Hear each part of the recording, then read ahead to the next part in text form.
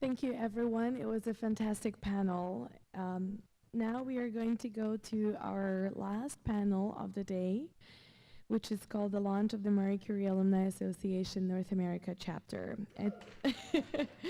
It's going to be an hour, but they will divide the panel into two parts. The first is going to talk about the actual MCAA North America and how it was born.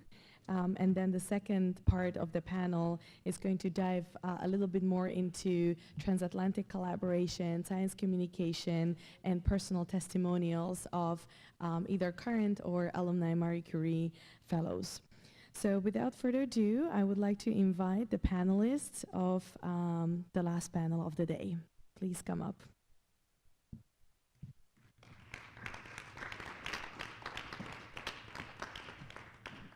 Oh yeah, I think this is wonderful, a wonderful example of international collaboration in science.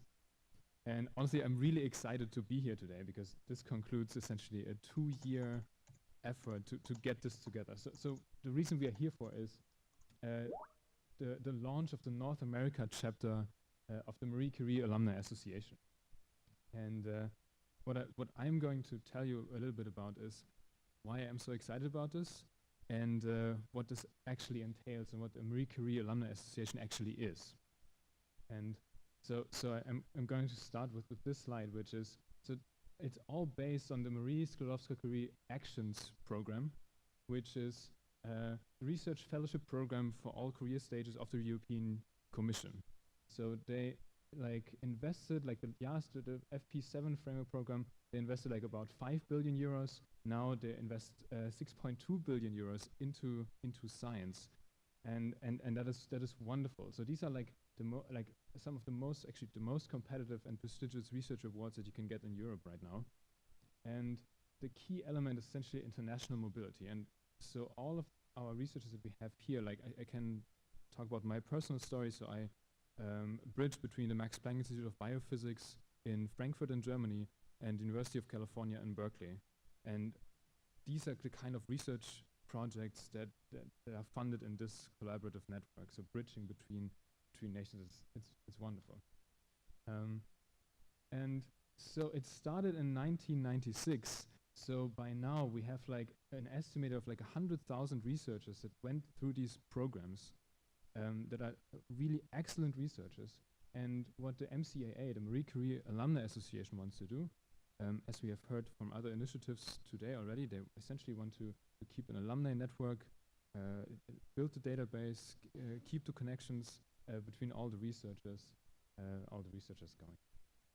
And so what we can do is we can look a little bit into the statistics. So we don't have all the 100,000 yet, but we have on the order of 10,000.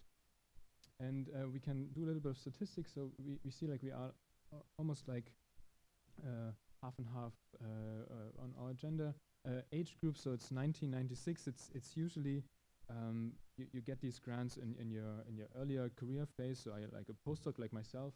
So 19 to 24, you are almost not eligible yet to get these grants. 25 to 35, this would be my age group right now.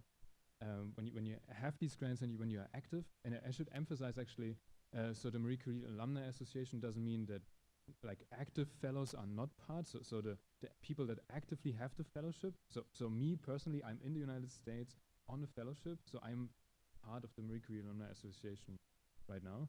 So these are usually the active people, and then we have from 36 to 50. So I think the longer this is ongoing, the more we essentially shift and make this maybe a little more equal.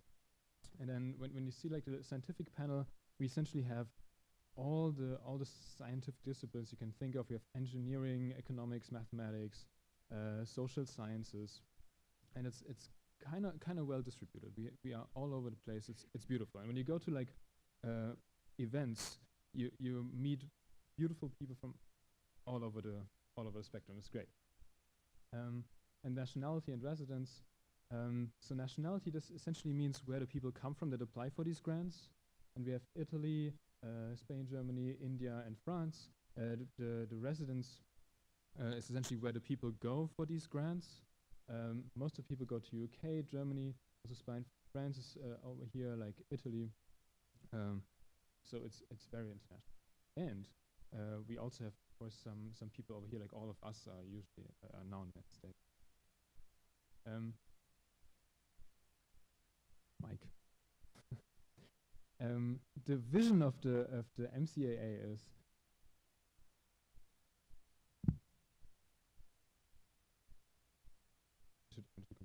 okay. So the vision is essentially a future in which knowledge will be used to benefit society. And as I said, we essentially try to build an alumni directory, but also try to do employment opportunities, outreach, funding opportunities. We have micro grants for travel awards. We do group activities, and this is an advertisement for a very recent thing that we did. It's a crowdfunding campaign where we wanted to do a children's book that should entice children to go into science and be excited about science.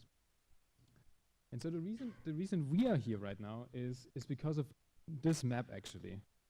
So the MCAA is divided in these chapters. Like all the 10,000 members we have right now are divided in these chapters. So we have the African chapter, we have a Czech chapter, we have essentially all over the world these chapters. But there was for a very long time a quite blank spot over here. And what we are celebrating today is the launch of the chapter that is essentially gonna cover this part of our globe. So yeah, and with that, I would like to give it to Karim.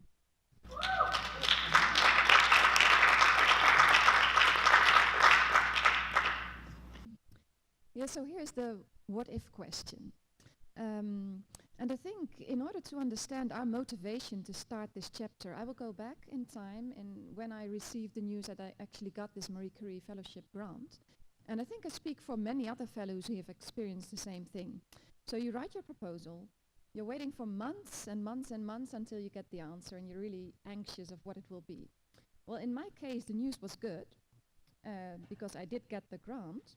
But at the time, actually, it wasn't quite clear to me that it was the case, because you receive a message, an automated message from the European Commission system somewhere, and it says, "Congratulations, your proposal has reached the stage of grant agreement preparation." And I'm like, okay, what does this mean exactly? And fortunately, the very same afternoon, someone, like a human person from Brussels, sent me an email of what I had to do next. So I had already asked colleagues, what do you think? Oh, I think you've got it. But, well, we wait and see. So it was good news. But talking about science communication, right? There is a world to improve there. But I mean, many people, or perhaps everyone in the audience, has experience with these grant writing things. So you think that the actual writing of the grant and getting through the whole selection procedure is the most difficult thing in the world. And it is. I mean, you just do not just get selected. But then you are, and then you have to prepare your stay abroad. In my case, a stay of 2 years in the United States. And then there's all kinds of questions that you need to have answered. So what will this fellowship translate into in terms of my monthly salary? I had no idea. Because why didn't I know? I had no idea where I was having to go and pay taxes. And actually, some people said, oh, it will be in the Netherlands. Others said, no, it will be in the United States. It was unclear for months. Where do I get affordable health insurance? How do I find the right apartment? When my partner comes with me, is he allowed to work here actually? How does that work? Where do I get the visa? Which visa do I get? And it's all type of information that, I mean, the European Union and the national contact points really try the best they can. But these are such individual questions that they cannot answer them for everyone. So what I really needed at that point was some people who had experience with doing the same thing, were in the US, coming from the Netherlands, and I had no idea where to find them.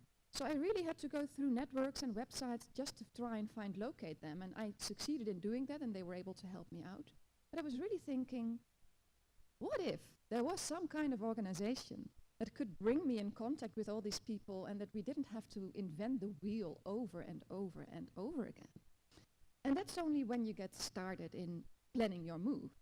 And then you arrive here, and then you're a postdoctoral visiting scholar. you're all the way down in the food chain here. If I compare to how we're treated in Europe, it is quite different, I would argue, both in primary and secondary benefits of the job. And then you have to convince your colleagues that you're important, that they should want to communicate with you and that you can do great stuff together. Apart from that, imagine you come here on your own, you don't know anyone, and you want more than only have colleagues, you want to make friends and meet other people. Where do you start? So for some people it can be quite a lonely existence, this start of your outgoing fellowship. I was lucky in the sense that I brought my husband, so that's very easy. I joined a church right away, so you meet many people. But not everyone has the same things that I did, so it's difficult sometimes to get really integrated in society here. And then I think a third problem, or potential problem when you're already here, is that during the fellowship, it usually takes 2 years here and then a year back in Europe. But in a second year, you have to start thinking, what is my next step? So you need to get new funding for the project you will be doing after you're done here. Because most of the postdoctoral fellows do not have tenure back home. So they have to find something to move on from there. And what we actually need is connections to other people, also within the network of Marie Curie fellows and alumni. So what we needed was a North America chapter. And I'm very happy that we have it today, but a year ago and even a year and a half ago, it was very difficult to get this going. And I would argue that it's very important because the Marie Curie fellows and alumni are really a very important link between Europe and North America. And it's not only in the interest of these fellows themselves that they are connected, but also for benefits of future cooperation, because we will travel all over the world from here.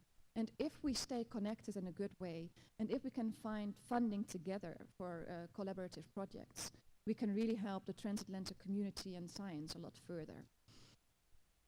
So I was very happy, personally, when a year ago I met Mary, for example. Mary and Vicky were at a meeting in Boston and Cambridge, at Harvard actually, where they brought together all European grantees, whether it be ERC or Marie Curie, all kinds of grants.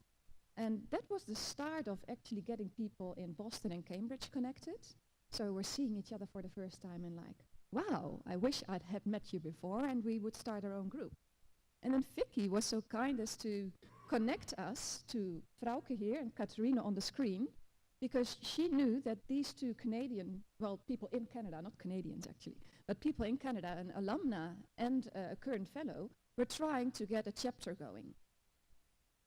And what they needed was more people in the United States to come along and to make this proposal together, to have enough members and actually be able to do something. And I think from then on things got rolling, and in the summer we had our chapter proposal, it was accepted.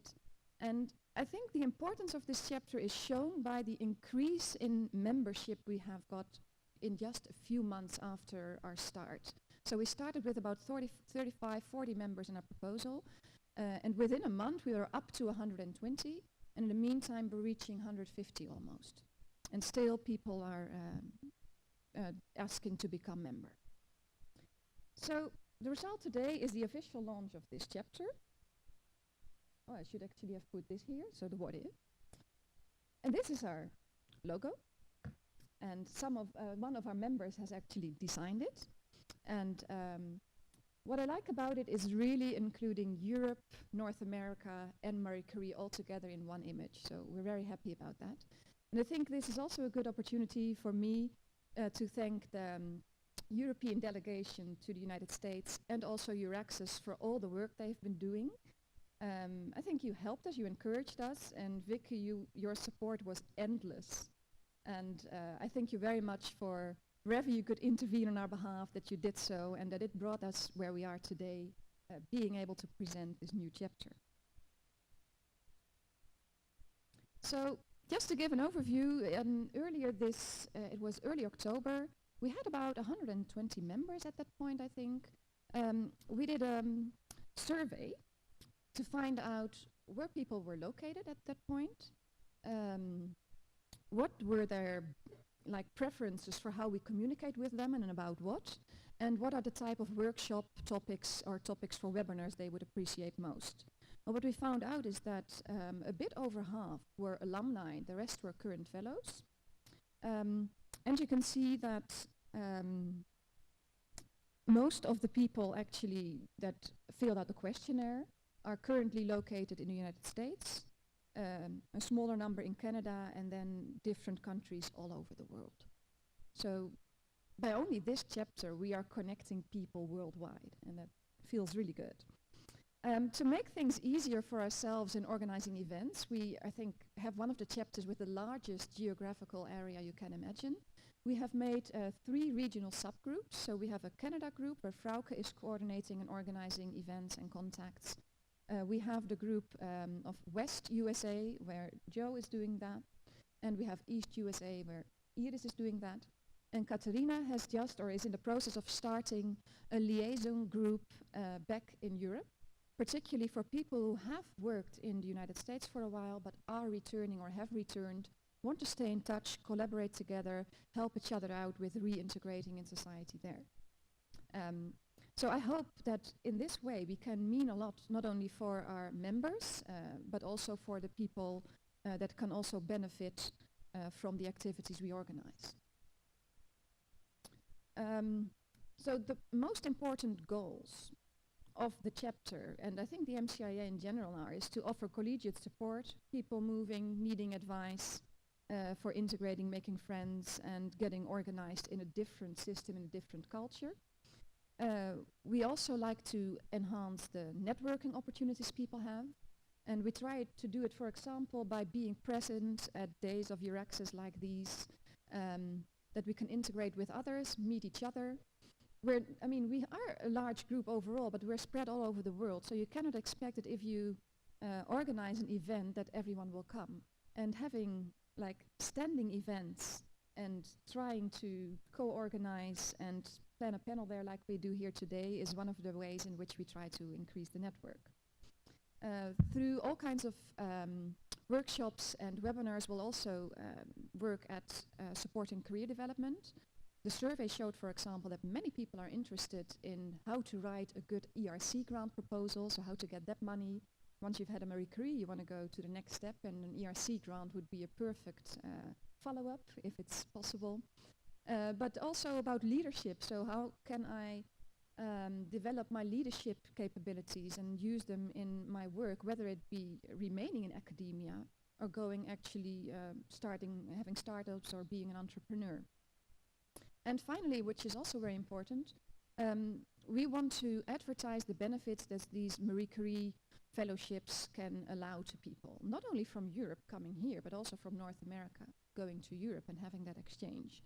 So whenever you are organizing events and need people to explain and tell more about their experience, there's quite a chance that some alumni or current fellow will be near where the event is held, and we could bring you in touch and have them included in your event.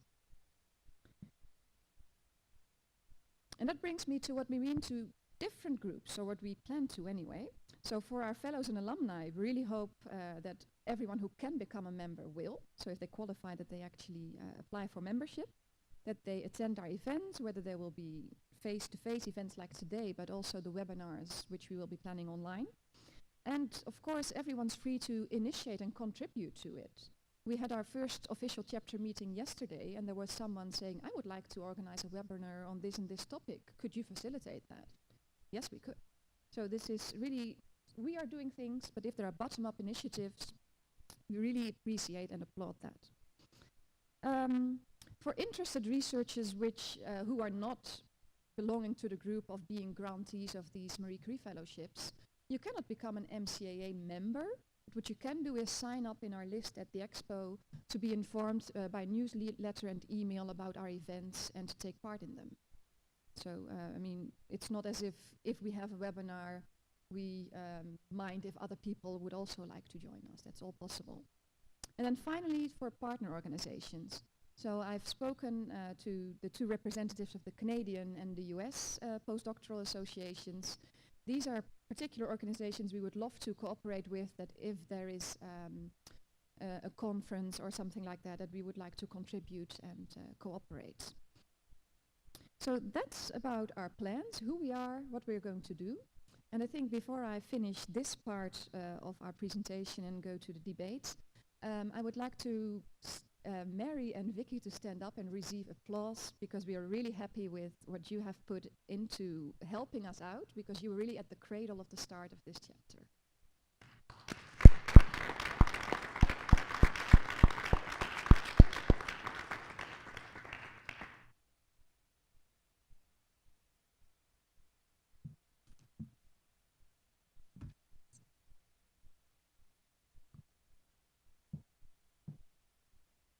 So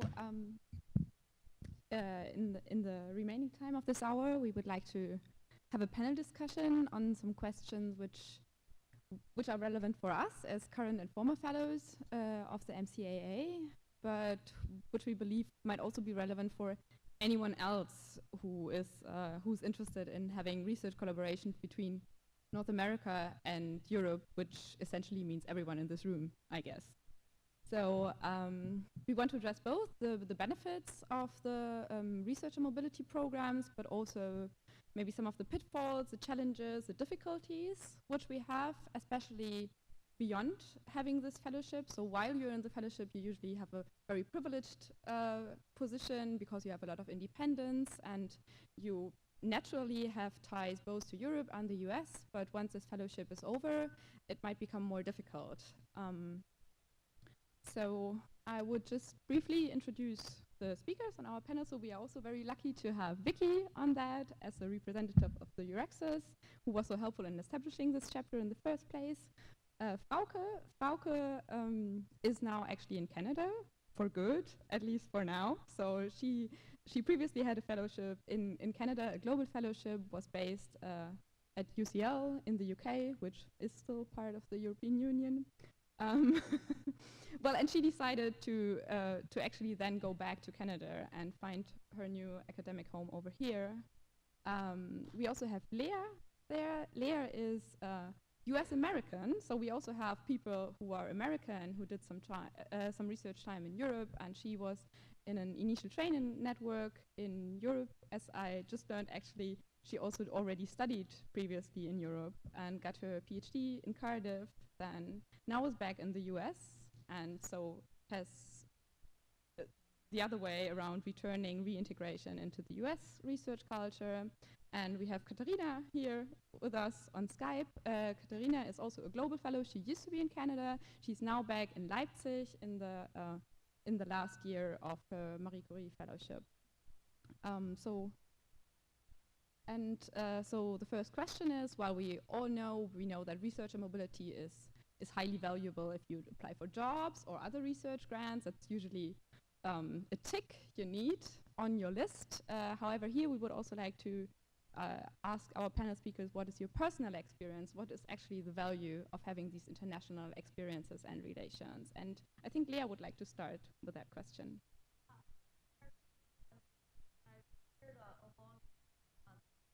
I promise to be altogether brief on the others. And fair warning, I read. So this is the question that I want to speak most directly to. And what I think I'd like to point out is the differentiation between the discourse and the reality. So the discourses of globalization, internationalization, transnationality that we hear over and over again, especially in fora like these, seem to affirm that the people like us, those with diverse formational bases and differently contextualized experiences, versatile language collections across which we can collaborate and work, maybe people whose minds are more supple, less infallible, more possible to be intellectually mobile.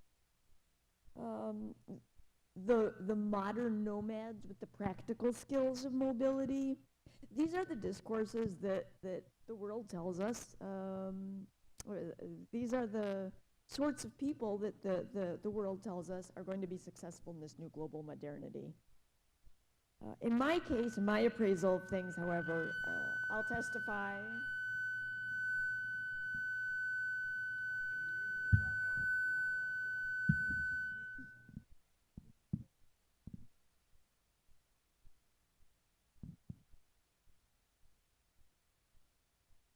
So in my case, in my appraisal of things, I have to testify to a different reality.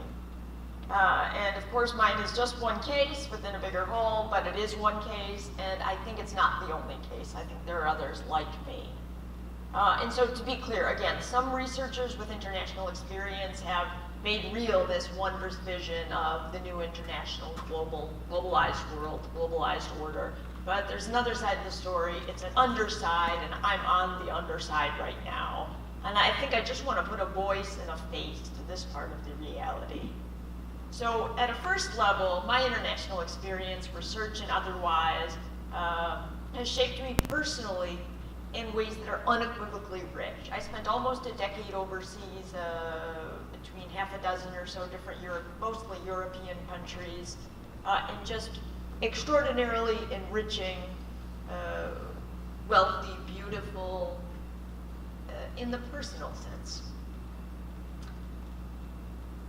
So at an essential level, with regard to my being, these international experiences have been good. On the other hand, the practical aspects of these international experiences, those elements that make their realities incommunicado one with the next, have made me uncertain whether all that personal goodness was worth it. As good as it was, now I'm 37 and I'm not making ends meet. I returned to the United States in 2016 after about a decade overseas, as I said, and I discovered that old truism of it being all about the people you know really has some truth to it, and a lot of truth to it. In my case, I realized that a decade overseas meant that my network was overseas too. So while there, in Europe, I couldn't easily get a job at a university or an industry because I'm not an EU citizen. Here in the United States, my country of citizenship, I couldn't get a job because I didn't know the right people, hadn't had cocktails with the PI, hadn't done my PhD with the director of the such and such department at the such and such university, and so on. So what you might call the recommendation in Italy, and here maybe as well, well, I didn't have that. So sure, people from Europe that I'd worked with and so forth had nice enough things to say and were happy enough to send in letters of recommendation as I went through these applications, but I didn't have the network here. And so now I'm back, I'm 37, and I feel as though I have to start everything over again. And that's not the situation I want to be in. Last year I put in 65 job applications in the United States, in Europe, in Central America, in universities and within intergovernmentals, as a researcher, as an assistant professor, as a practitioner, and nothing. And you all know that these sorts of applications we put in aren't the two-page resume plus cover letter that the engineer and the accountant does, right? So I mean, this was a lot. I ended up working a bad job at the University of Notre Dame that paid me so little, in fact, that I qualified for Medicaid, and I think the Americans in the room can appreciate what that means. This year I decided I couldn't do it all again, working a day job, working the night job of applying to jobs and fellowships. And then on top of those things, doing the only thing that satisfies me as a person, and that's thinking, researching, writing, trying to leave some sort of intellectual mark on the world, which I feel like is me. That's me. That's the only thing that satisfies me. That's what I want to do. And anyway, it's put down to job number 3. So at this point, I've left my job, my paid position at Notre Dame, and I'm focusing on the work I've been doing on the side for the last 10 or so years, and that's editing and translation work. So that's what's letting me pay the bills right now. I'm still doing the nighttime job of applying for stuff, and the other nighttime job of doing research and writing, trying to get some things out there. I guess I just want to say that that's a difficult position to be in. What I think of as my vocation is put down to job number 3, I'm in what seems to me like an unovercomable position of being a 37-year-old having to start over in my own country. And what I want to leave you with, I suppose, is this takeaway that mine is only a part of the bigger reality. We have lots of success stories here, and I think we should celebrate them. But I think we should also acknowledge that there's this real possibility of failure. And I don't think I'm the only one who's run up against it. That's my experience. Yeah, thank you very much.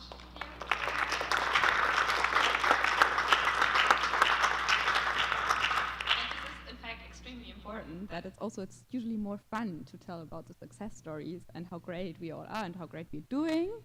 And this might be of course, it's always one exemplar, right, of how it can go, but it's absolutely there. And I think also the other people on the panel have some stories to share. What might be difficulties, right? It can work out the one way or the other. Maybe Frauke would like to say something? Yes. Okay. Yeah. So I'm an alumna. I did my fellowship 2011 to 2013. I went to Canada first, Ontario, and then afterwards I finished it in England. Well, similar to you, I can also say I made the same experience. I hadn't been away for 10 years, only for 2. But only after that. So after that, I applied in my home country, which is Germany, for a tenure track for professorships, basically, because I also had my habilitation, which allowed me to do that.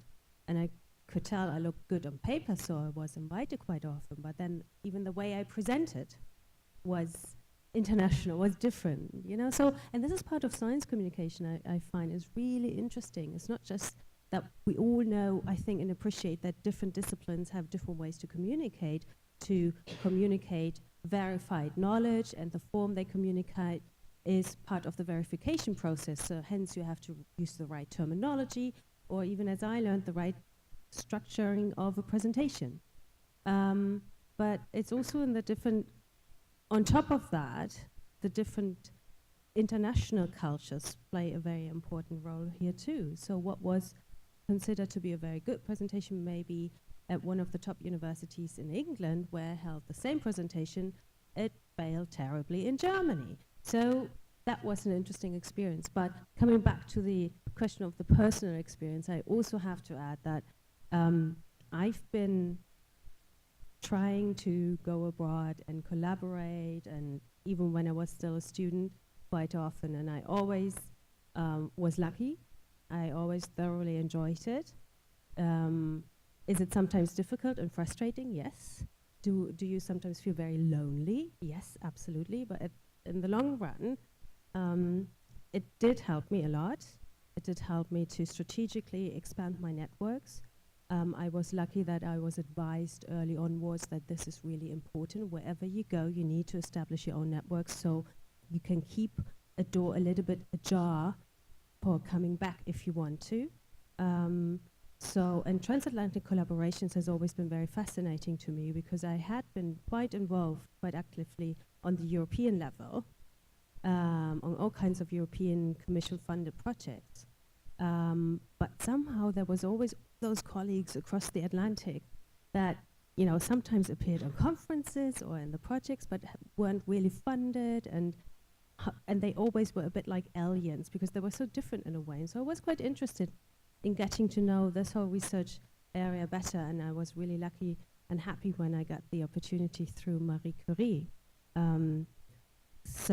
Which then later on, when I left with Marie Curie, I was always planning to come back to Germany and become a professor in Germany. So I had no idea that today I would be sitting here as a tenured professor in Canada. But I'm very happy, and as I can say, I think that was mentioned here before too. So going abroad, traveling, has always been a big tradition among scientists, but also among people like Germans have a great tradition. Our most famous poets, painters, musicians, they have always been going abroad to be inspired, to broaden the horizon, and not the least, to learn more about yourself. to learn more about your identity, your personality, who you are, because you do need this little bit of distance in order to make this, get this insight. And I think has helped me to quite a lot. Yes, I think that's what I wanted to say. Thank you. Does the European or the physically European voice, Katharina, do you want to add something? Can we unmute her? Is she unmuted? Can you hear me? Yes. Okay, good. Yeah, I think, I mean, I'm still finishing the Marie Curie, and therefore maybe it's a bit naive, my response, because I'm still not dealing with the difficulties of trying, of dealing with the frustration of not being able to find something afterwards. But for me, and going back to the question, I mean, the most valuable thing for me of the international experience has really been to be exposed to different ways of doing things and addressing the same issue or similar issues, questions, just using different methodologies, approaches. I mean, my main driver to leave my country in the first place was really because I was motivated to just see how other people did things, honestly. And that has been the main engine of my immigration pattern. So just hopping from one country to another, it's really been about understanding how different labs approach the same or similar topic, and how from there they get to the same or different solutions. I think that has made me a more effective and more versatile and more resourceful researcher because of that. I've worked in places where people work at a slower pace, at a faster pace, work in a very structured, standardized way or in a very improvised way. Others where they're very improvised because there's little resources, funding, and all those things have taught me how to do things and how not to do things. So what works, what doesn't work, and together they just help me become more efficient as a researcher. With that, so for me, that's the most valuable aspect of the international collaboration. It's really to be exposed to different environments and learn how to do things in different ways. And I think that's a very valuable lesson professionally, but also personally, of course. With that being said, I am not sure that international experience is actually valued the same way everywhere. And I think perhaps Leah's experience speaks to that a little bit, because in Europe it is something that is very valuable and very valued in the academic research profile. But my experience in Canada has actually told me or shown me that it's not valued as much in other regions of the world. And so maybe the difficulty comes from the fact that you have these experiences, they make you better as a person, as a professional, but they're not going to be worth the same thing everywhere. Yeah, thank you very much. Katharina, thank you all for sharing this very diverse personal experiences with transatlantic collaborations and research and mobility. Do we have people in the audience who also... Yeah? Sorry. No problem. I wanted to just add a few lines to the conversation and to this question. As you know, I'm not a scientist by training, but my background is in international relations and European studies. But my travel history is quite extensive, either throughout my undergraduate studies, graduate studies, or during my work experience as well. I have already traveled quite a bit, and all the time when I moved to a new country and when I started a new endeavor, I had to start from scratch because there was no network, or there was no really base for me to hook up to, or someone that would hold my hand and tell me, okay, this is the bank you should go to because it's better than the other, or maybe this tax system is the way, like it works this way, not that way, or even just tell me where's the closest grocery store, or where they have sales on the weekends, etc. So I've never had that really network whenever I travel to a new country with a new culture and a new environment. So I think that that's one of the reasons why I do the job I do, and that's why we at North America, Euraccess North America, we are connectors, and we are really, really big advocates of networks like the Marie Curie Alumni Association, and we are pushing so hard for the North American chapter to appear on the map, to fill that big white spot that has been white for a long time. That's why within our network, we also have members that we try to connect among each other, and if we meet people around the world, or if we go to conferences, we go to different events, we meet a European that has never heard about the European scientific diaspora or about our European Research Day. So we make sure that we connect them to the right community, to the right people. And that's what we would like to do with GEMI, with the mentoring initiative as well, because essentially it's going to be a connector across, first of all, across the two continents, and ideally then throughout the world. So just to kind of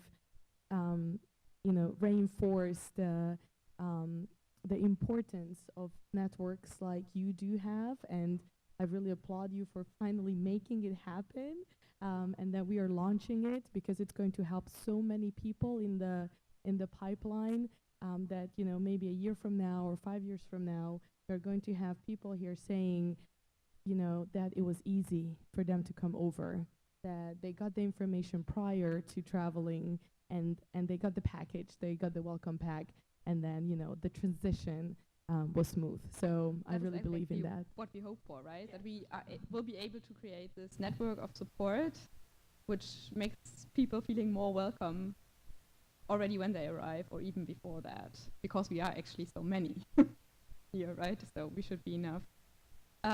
Is there anyone in the audience who would like to contribute to that question too? Otherwise, we're going to move to the next question.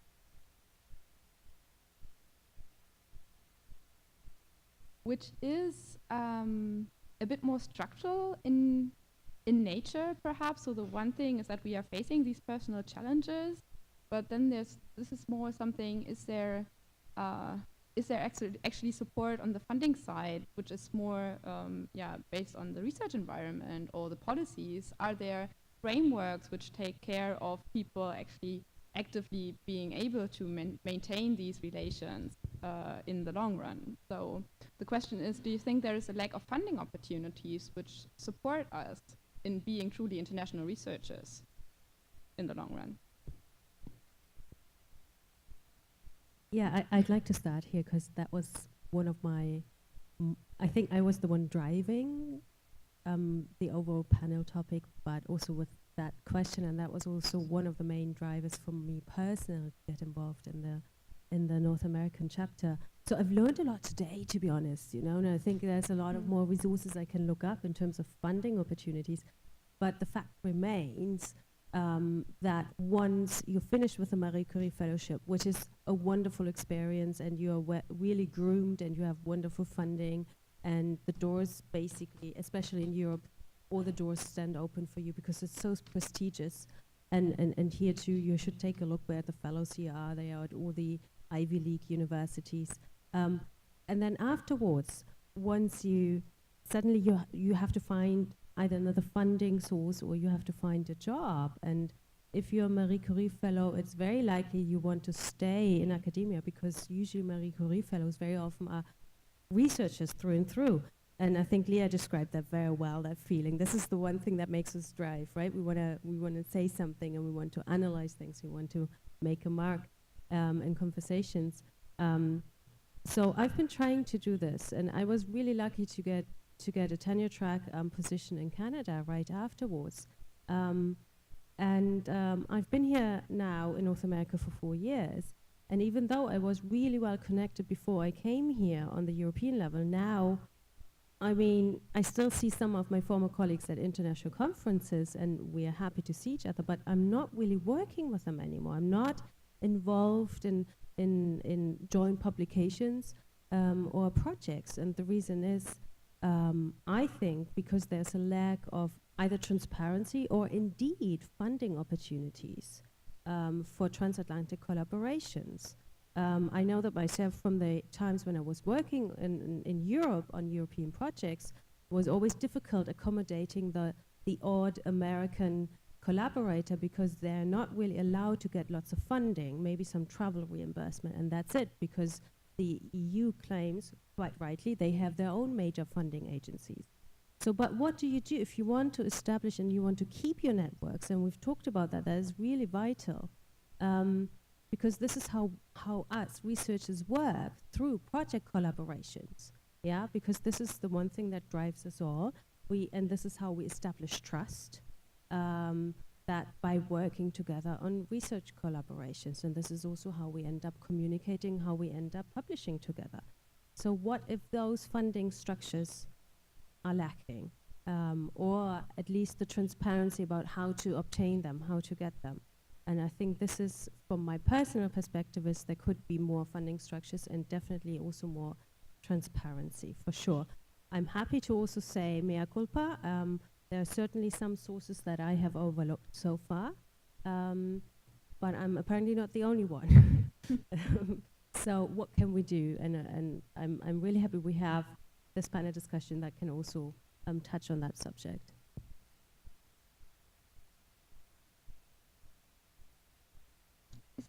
Leah, do you want to say something? Frauke, I think you made many valid points there, and they're ones I would echo. So well said, and I'll second them. Maybe the one point I would add on top of those is that for American researchers who would like to land in Europe long term, to me, it does seem like a challenging process. Like there aren't opportunities beyond the term-limited Marie Curies or global fellowships and so forth. And so for people who are at a point in their careers where they want to establish a life somewhere, even if it's open to mobility and change beyond that, they want to have some sort of fixity. I think it's very difficult for American researchers to land in Europe in the long term.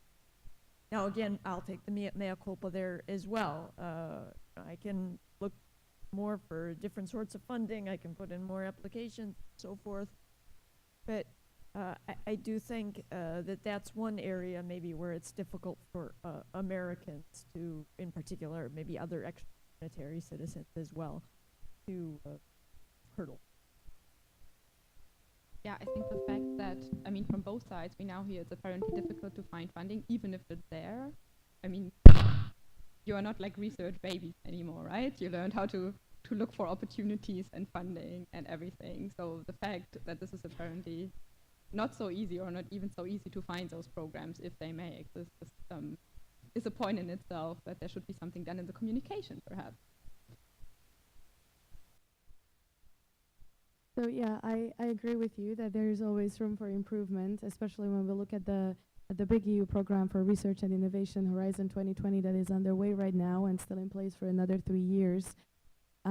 There are always evaluations going on through which we want the scientists to have their voices heard as well, and we want them to give us their opinion, what they think about the program, what can be done better, what can be improved, perhaps in the next generation of the framework program. So that's one way of you also letting us know what you liked about that, or what you didn't, or perhaps what you would envision in the next years to come.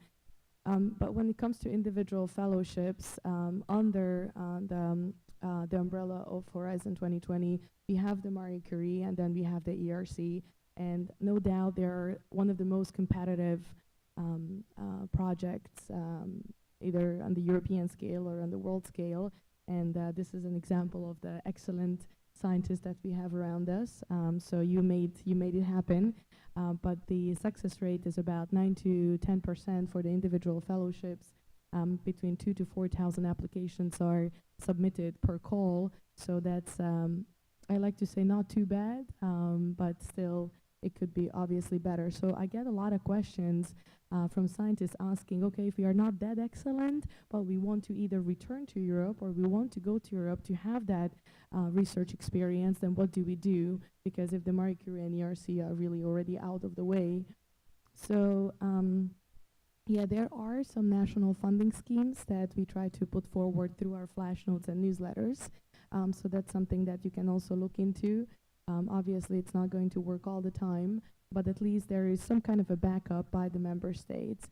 Because if I'm not mistaken, the Horizon 2020 has about 10% of the funding for R&D from all the European countries that contribute to it.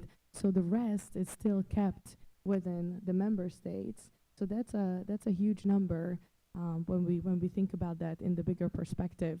So if there's funding coming from an Italian funding agency or German or Austrian or French, then we could also explore those opportunities perhaps a little bit better. And those are most of the time open to non-nationals of the country. So you don't have to be French or Italian or Portuguese to be able to apply for those funding schemes. On the other hand, usually there is a problem funding short-term visits, in my opinion. We do get a lot of questions about maybe spending a week or a couple of days and trying to find ways how to navigate that type of funding within Horizon 2020 or the European schemes. That's a little bit challenging. Thanks. That's very, very helpful information. And I was also referring to my situation right now as a tenured professor.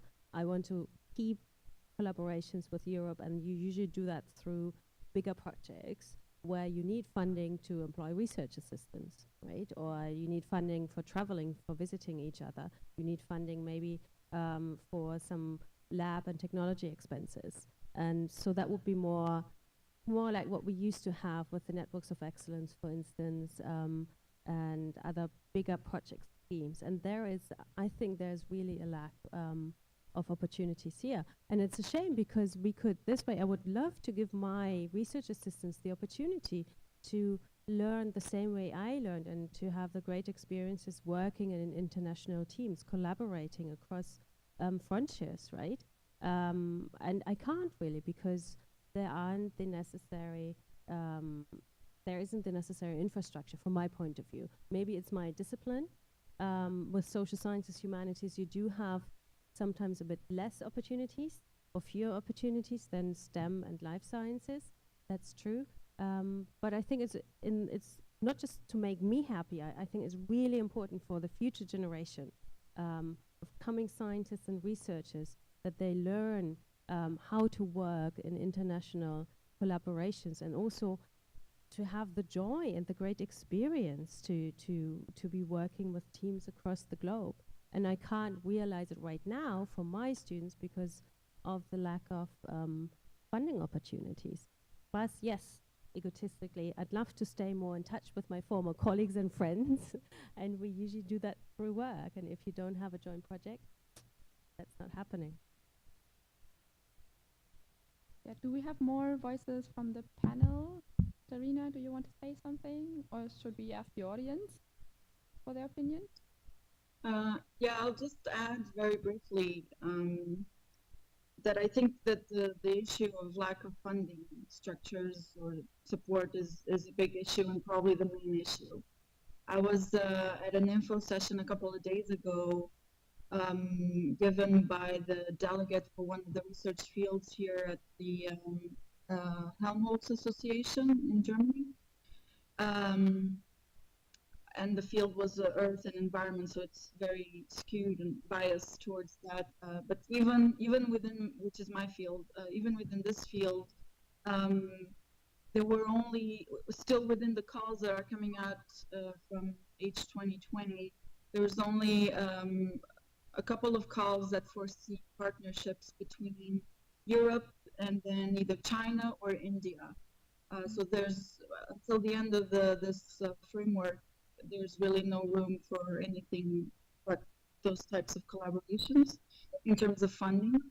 And then for FP9, they didn't speak too much, but it didn't really, I mean, yeah, I don't know how things will develop, but for now, it doesn't look like things will get better in that sense. So I would say that, you know, in terms of keeping long-term relationships, the major obstacle is really having funding to support those connections.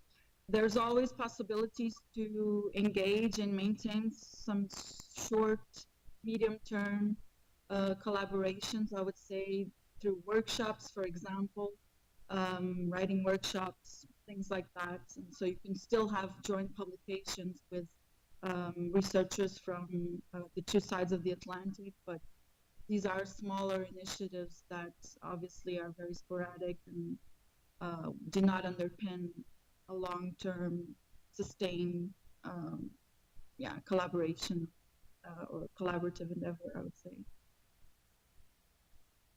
Yeah, thank you. Do we have any questions or comments? Okay, quite a few. We can start with Mary. Do we have a mic? Yes, okay. Then.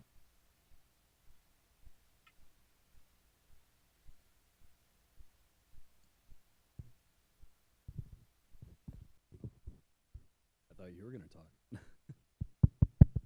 Seems a little low. Thank you. I was just thinking about this situation because I believe it's a common one across borders in terms of finding funding and all these kinds of things. And I think, first of all, I want to congratulate you all on your new chapter. And I think it's that kind of organization and networking that leads to an improvement in this to some extent. I'll give you an example. I had no idea that there was funding available for joint Canadian-European projects until we got Vicky to come to our annual general meeting and explain this to people. And it's that kind of stuff. You also did a presentation at the CAPA meeting, right? And I think people in the room were just kind of like blown away by the things that existed that they weren't aware of. So I think building networks is key, but also what we're doing today, the network of networks, if you know what I mean, in terms of sharing the available opportunities. On the flip side of that, I also agree we need more money. So I think perhaps keeping that in mind for when you're talking to governments, your government back home, or also when you're in North America. When we're speaking to government officials, we should be actually advocating for specific items like that, because quite often it's just give us more money for X, Y, or Z budget. And sometimes if you're earmarking things in that regard, if you bring it up that way, it can actually be beneficial in terms of development of programs that, who knows, could go long term even. Sorry, I guess that was a comment, not a question. Mary? Good afternoon, everybody. It's a pleasure to be here, and I would like to congratulate you all on the launch of the Marie Curie Alumni Chapter here in North America. It's really great. I just got back from Europe, that's why I wasn't here this morning. And last week I met with Commissioner Moedas, and I want to say to Jerry in particular, he was delighted when I told him that the Marie Curie Alumnus Chapter was being launched today, because he remembers very well the very nice lunch that we had in Boston in the spring. So he was really delighted to hear that things had moved on so far in quite a short time. So congratulations on that. I just wanted to make a comment about the research funding, because somehow there is a problem. There has never been so much money spent on research, ever. So the question is, how can it be that every time that you sit with a group of scientists, the issue is always there isn't enough? And sometimes I think that maybe what it is there is enough, but maybe it's structured in a way that isn't exactly what's ideal for the scientific community. And for this, I would like to suggest something to you, which is that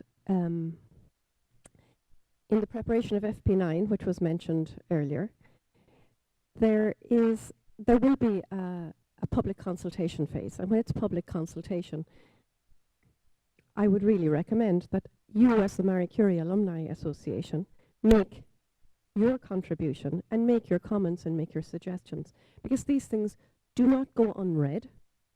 Of course, everything won't be taken on board, but if it comes from an association of people who have experience, I'm sure that it will have a certain weight. So I would recommend that you look out for these public consultations, which will take place next year for the preparation of FP9, and that you contribute there and say, you know, it might be easier. Would you not consider having something for short-term visits? I have to, and I'm sorry if I'm taking a little bit long, but I have to say that for myself, I have been saying for years that short-term visits are something that are being demanded. Many years ago, I worked my first job at the European Commission was in cost. And back in those days, we actually had the possibility to actually be very flexible and versatile. And myself and a young colleague, I was very young then too, we actually wrote the terms of reference for short-term scientific missions, which were extremely successful and which are still part of cost. But they were never translated into the whole of the framework program. So it's just to say I fully support you there, because I do think it is an important thing. So I would suggest this could be one of your recommendations if you are making a recommendation. And then finally, the lady who is in Germany, I just have to refer to something that she mentioned. In Horizon 2020, there are many opportunities for cooperation. There are many areas where we specifically indicate that cooperation with researchers in the United States is encouraged. We can't insist on it, because we can't make it an eligibility criterion, because if a consortium comes together and doesn't have a US partner, then that consortium, no matter how good they are ineligible. So therefore we can't make it obligatory, but we can encourage it strongly, and we do. And there are many, many areas across the current calls that are open where collaboration with the United States is encouraged. We have, in the case, as you probably are aware, of health research, where US researchers in a health research consortium can be funded.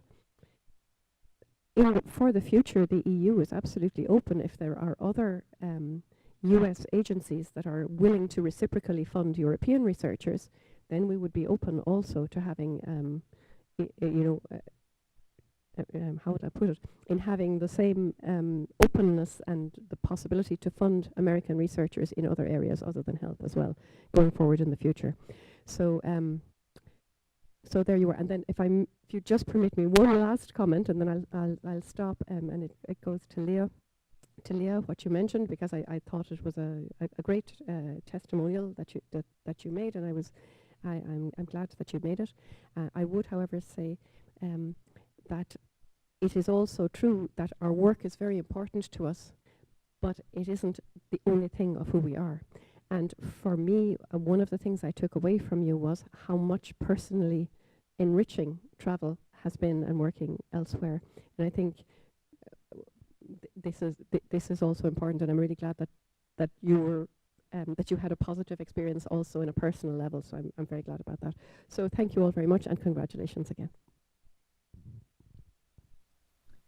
Thank you very much, Mary. So we have one more question actually to discuss. So I mean, this is going to be an ongoing discussion anyway. We're going to continue this discussion within the chapter anyway. And for everyone who's signing up to our mailing list, just stay tuned on our activities regarding that aspect.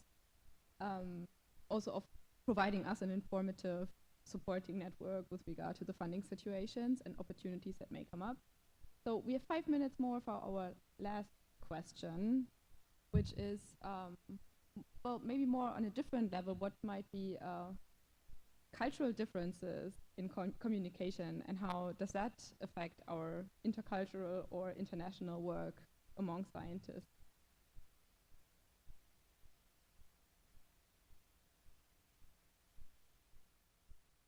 I have something to say there, and it's not going to answer the question in exactly the way you meant it, but I'm going to say it anyway. And that's, I think from my perspective, there's more unity in terms of communication style and content between countries. There are differences, we can see them, the outspoken American or the hierarchical university structure of the European university, at least in my appraisal of things.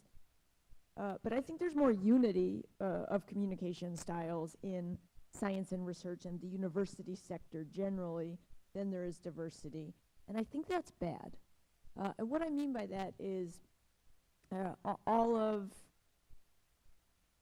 of science communication is done in a monodirectional flow. So it's always coming from the university or the research institution or so on and so forth to the public to educate the unknowing people who need to be correctly trained to exist in this society.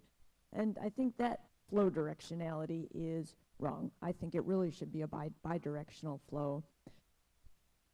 I also think that I see, I don't like the omniscient God's eye view, the all-knowing, all-powerful truth teller of science, again, communicating to the unknowing people who need to be trained correctly. I would, I suppose, this unity of communication styles is something that I don't like. I would like to see more diversity, a more pluriversal vision of knowledge and of the communication of knowledge. And that's all I wanted to say. I think I can take a small take on this. So by moving from Germany to the United States, I also changed scientific fields. I was in computer science and theoretical physics before, and did experimental lab code science after. And coming from the physics and mathematics, the way we communicate science is usually through open science and preprints. So we put everything on archive, and it's all open source. But then moving into the more biological sciences, the biological sciences are like just at the cusp of like making the transition into open science and preprints, and it's more very traditional and very, you hold your information back, more like this, and that was like a very interesting experience for me, and in particular to like go to the biologists and tell them about open science and how beneficial open science can be, and open source sharing of knowledge. Just from me having the experience of having done research like this for like 7, 8, 9 years, and then communicating that in a different scientific field.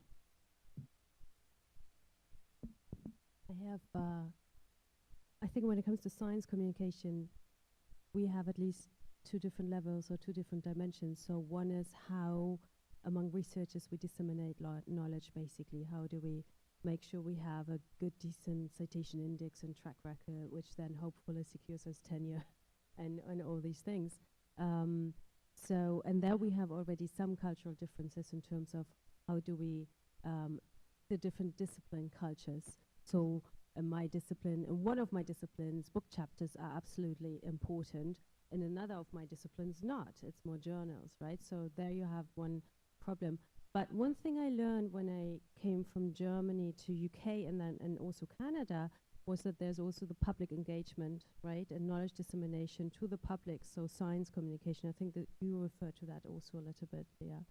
And the monodirectional structure that, and often we used to say top-down, basically scientists explaining to the, non-scientists, to the public, how the world functions. And it took them astonishingly a long time to realize, wow, that doesn't work for some reason if it's top-down. So it has to be more engaging. And I learned something, and I wouldn't have had the infrastructure nor the opportunity to do that, for instance, in my home university. But I did get the opportunity when I was in Canada to work with a colleague, a Canadian colleague, on a science and arts public engagement project that became really interesting, and it was never directed in the first place to gather data. It was in the field of human-robot interaction. We built a robot that then traveled on its own all across Canada, also Germany, parts of the Netherlands, then the United States, which didn't turn out so well, but at least it was successful in Canada. we always said this is a public engagement project, and we were so, as researchers, at the end of the day, we were so successful with it because we didn't gather any data from the actual interaction because we didn't follow the robot. However, I learned in my field, for my field, human-robot interaction, so much from it, because we learned once you just give it to the people, this kind of technology, without giving them a big manual of what those robots are supposed to do or how they have to look after them, but just saying, take it or leave it, do whatever with it what you want to do. People became very creative, yeah, and they looked after the robot. They formed a very strong bond and trust relationship, but also what they did with the robot was astonishing, was creative. We had songs written about it, we had pictures, we had comics drawn, everything. And we are still analyzing all the material that was out there.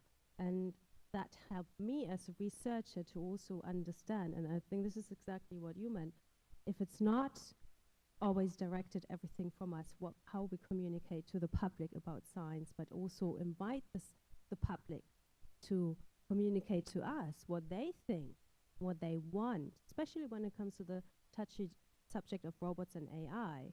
I think we can learn a lot as researchers.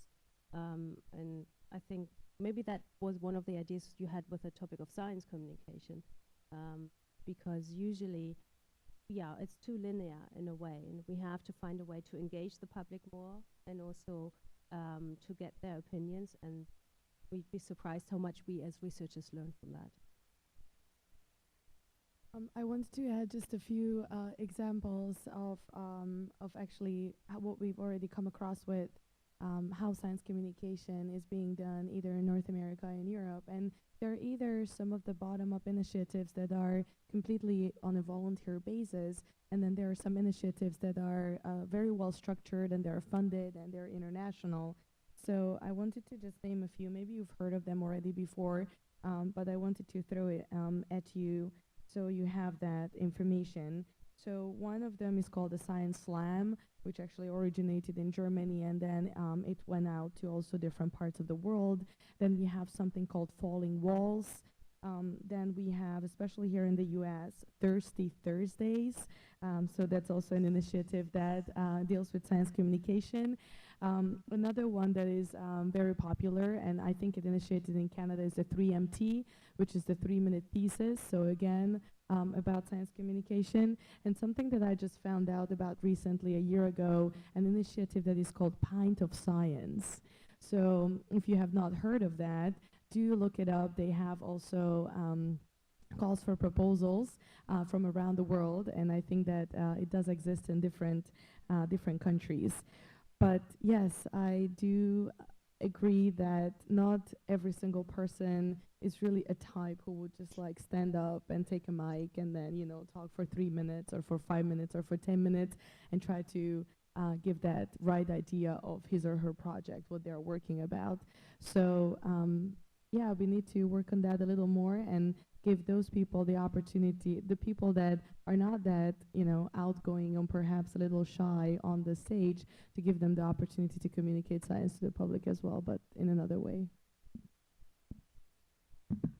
So we're over the time. I think I have to close the panel now, which was great. So thank you, everyone. And I absolutely agree, by the way, that there should be, you know, room for diversity and personalities in science as well. But yeah, so that's going to be an ongoing discussion anyway. I would like to thank all the speakers of the panel and you for listening to us, and sign up for our mailing list of the North America chapter.